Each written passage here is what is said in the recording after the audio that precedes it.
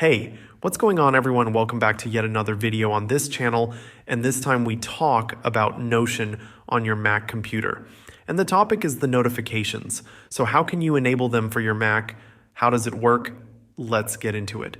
So there are two places or two levels of setting up the notifications in Notion.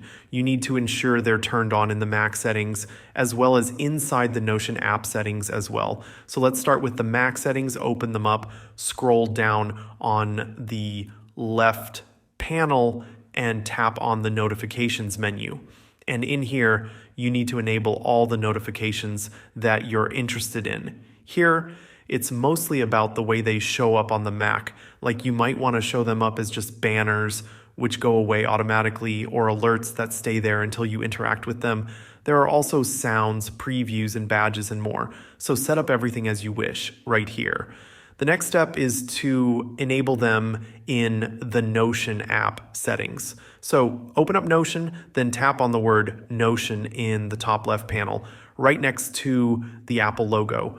And this will reveal the settings option for you. In here, find the notifications section, and you can also turn them on right here. But specifically pay attention to the desktop notifications because there are also the mobile notifications to be turned on.